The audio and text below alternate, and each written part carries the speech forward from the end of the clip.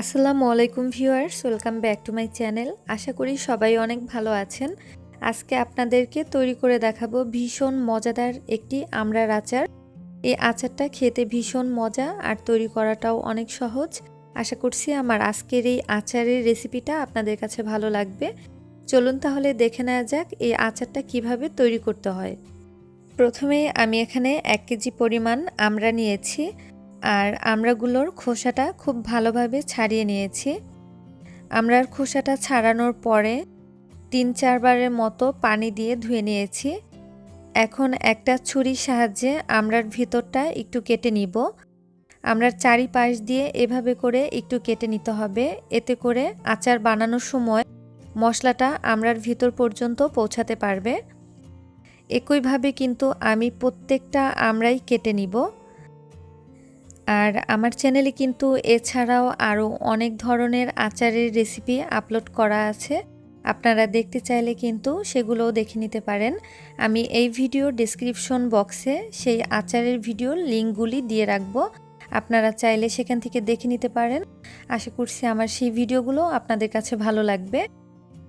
আমি আমড়াগুলো প্রত্যেকটা আমড়াই কিন্তু এভাবে করে কেটে নিয়েছি। এখন আমি এই আমড়াগুলো সিদ্ধ করে নিব। এজন্য পরিমাণ মতো পানি দিয়ে দিয়েছি আর এই পানিতেই আমি আমড়াগুলো সিদ্ধ করে নিব। এজন্য সবগুলো আমড়া আমি একে একে দিয়ে দিলাম। এখন সামান্য একটু লবণ দিয়ে দিচ্ছি। লবণ দিয়ে এই আমড়াগুলো আমি ভালো মতো সিদ্ধ করে নিব। আর একটু জাল দেওয়ার পরেই কিন্তু দেখবেন যে আমড়ার কালারটা কিন্তু চেঞ্জ হতে শুরু করেছে, মানে একটু হলুদ টাইপের হয়ে যাবে। এতে ভয় পাওয়ার কিচ্ছু নেই, কারণ আমড়াটা সিদ্ধ হওয়ার পরে কিন্তু এমনিতেই কালারটা চেঞ্জ হয়ে যাবে। আমড়াগুলো আমি 80%-এর মতো সিদ্ধ করে নিয়েছি। এবার পানি থেকে ছেঁকে একটা সাইডে আমড়াগুলো রেখে দিব। অন্যদিকে একটা প্যানে আমি দিয়ে দিচ্ছি 7-8টার মতো শুকনা মরিচ। এই মরিচটা আমি তেল ছাড়া ভালোভাবে টেলে নিব। ঝালটা আপনারা আপনাদের টেস্ট অনুযায়ী দিয়ে নিতে পারবেন। মরিচটা আমি খুব ভালোভাবে টেলে নিচ্ছি। এবার একটা সাইড করে দিব আর দিয়ে দিচ্ছি 3 টেবিল চামচ পরিমাণ পাঁচফোড়ন। পাঁচফোড়ন ভাজার সময় কিন্তু চুলার আঁচটা একদম কমিয়ে দিবেন, কারণ পাঁচফোড়ন ভাজতে কিন্তু বেশি একটা সময় লাগে না।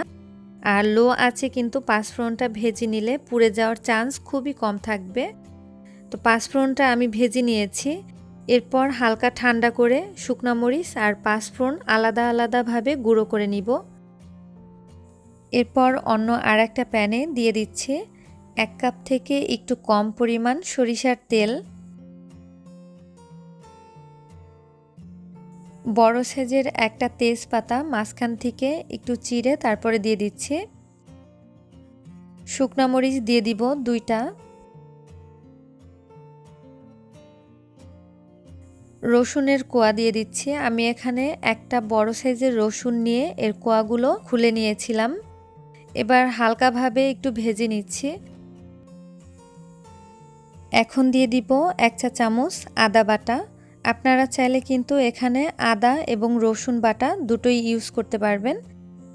সামান্য একটু লবণ দিয়ে মশলাটা একটু ভেজে নিব, যেন মশলার কাঁচা গন্ধটা না আসে। একটু হালকাভাবে ভেজে নিলেই কিন্তু হয়ে যাবে।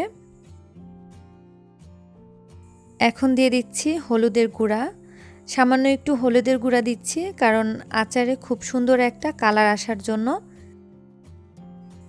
হলুদের গুঁড়াটা দেওয়ার পরে একটু নেড়েচেড়ে নিব। আর এরপরে দিয়ে দিচ্ছি যে আমড়াগুলো আমি আগে থেকে সিদ্ধ করে নিয়েছিলাম সেগুলো সবগুলো দিয়ে দিলাম। এবার এই তেলের সাথে কিন্তু ভালো মতো আমড়াগুলো ভেজে নিতে হবে। যেহেতু আমি পানি দিয়ে এই আমড়াগুলো সিদ্ধ করেছিলাম, তাই ভালো মতো ভেজে নিতে হবে। আপনারা যদি আগে থেকে আমড়াগুলো সিদ্ধ করে নিতে না চান, সেক্ষেত্রে কিন্তু এভাবেও সিদ্ধ করে তারপরে আচারটা তৈরি করে নিতে পারবেন।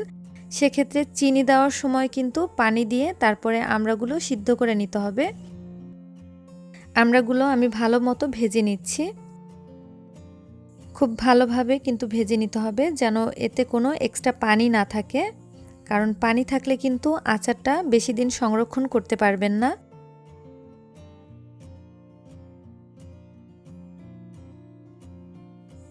আমড়াগুলো তেলের সাথে ভালোভাবে ভেজে নিয়েছি। এখন আমি দিয়ে দিব চিনি। আমি এখানে দিয়ে দিব 1/2 কাপ পরিমাণ চিনি। আমড়ার টক অনুযায়ী কিন্তু চিনির পরিমাণটা দিতে হবে। যদি টক বেশি হয় সেক্ষেত্রে চিনির পরিমাণটা একটু বাড়িয়ে দেবেন।